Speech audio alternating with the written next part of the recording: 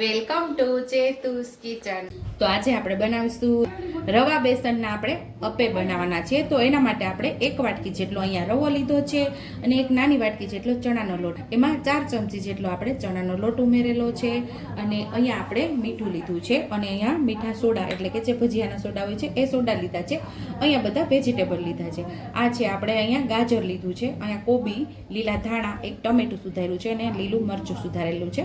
આજે વેજીટેબલ આપણે અપે બનાવીએ છીએ। તો આ રવા અને બેસનનું આપણે પલાળી દેવાનું છે, એટલે કે એનું બેટર બનાવી અને આપણે 20 થી 25 મિનિટ સુધી એને રેસ્ટ થવા દેશું। તો આની અંદર આપણે રવો અને 1 વાટકી દહીં ઉમેરી અને આપણે ચણાનો લોટ પણ ઉમેરી દીધો છે અને હવે સાથે આપણે ચણાના લોટને પણ મિક્સ કરી અને બેટર તૈયાર કરી લેશું। 1 વાટકી દહીં અને 1 વાટકી રવો અને 4 ચમચી જેટલો ચણાનો લોટ મિક્સ કરી અને આપણે 15 થી 20 મિનિટ સુધી આને રેસ્ટ થવા દઈશું। અહીંયા આપણે બેટર બનાવીને રાખ્યું છે અને 20 મિનિટ થઈ ગઈ છે। તો હવે આપણે આની અંદર મીઠા સોડા ઉમેરી દઈશું, પછી ઉપરથી આપણે અડધું લીંબુ ઉમેરશું એટલે આપણી સોડા એક્ટિવેટ થઈ જાય અને મીઠું ઉમેરી દઈશું સ્વાદ મુજબ। બધા વેજીટેબલ આપણે આમાં ઉમેરી દઈશું।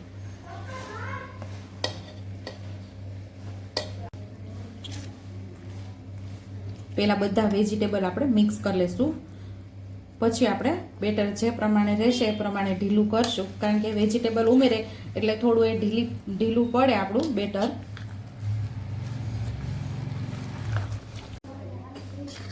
અહીં આપણે થોડું પાણી ઉમેરેલું છે, હજી થોડું પાણી ઉમેર્યું છું એટલે બેટર થોડું ઢીલું થઈ જાય।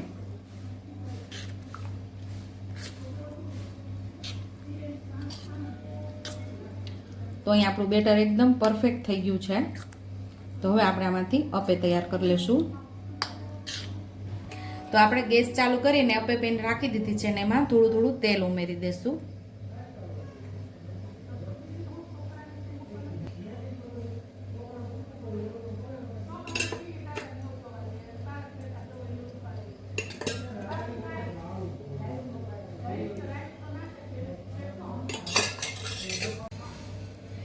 અપે પેન રાખી દીધું છે, થોડું તેલ ઉમેરી દીધું છે, એ પણ સરસ ગરમ થઈ ગયું છે। તો હવે આપણે એમાં બેટર ઉમેરી દઈશું।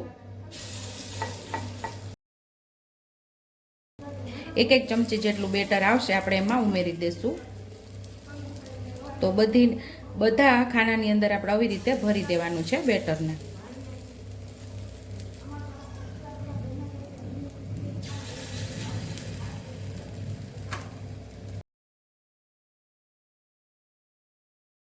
બધા ખાનામાં આપણે બેટર ભરી દીધું છે અને સાવ ગેસ ધીમા ગેસ ઉપર આપણે અપેને પકાવવાના છે। ઢાંકણ ઢાંકીને આપણે થવા દઈશું। તો હવે આપણે ખોલીને જોઈ લઈશું તો એકદમ મસ્ત એવા અપે આપણા ફૂલી ગયા છે। તો હવે એની આપણે સાઈડ હળવેકથી ફેરવી લઈશું। આવી રીતે બધા અપેને આપણે ફેરવવાના છે।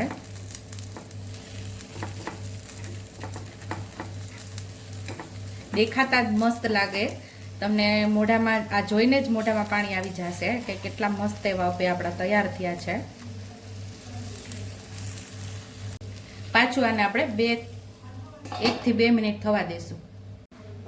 અહીંયા 1 મિનિટ થઈ ગઈ છે, હવે આપણે જોઈ લઈશું આપણા અપે પાકી ગયા છે।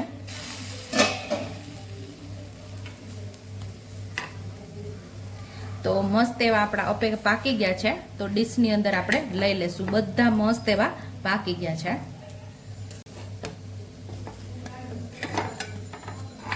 તો આવી જ રીતે આપણે બધા અપે તૈયાર કરી લેવાના છે।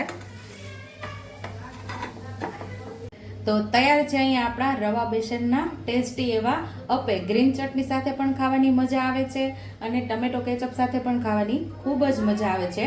જો તમને મારી રેસીપી પસંદ આવી હોય તો મારી રેસીપીને લાઈક કરજો, શેર કરજો, સબસ્ક્રાઇબ કરજો, બેલ આઇકોનને દબાવતા ભૂલતા નહીં અને કમેન્ટ બોક્સમાં કમેન્ટ કરજો કે મારી રેસીપી કેવી લાગી।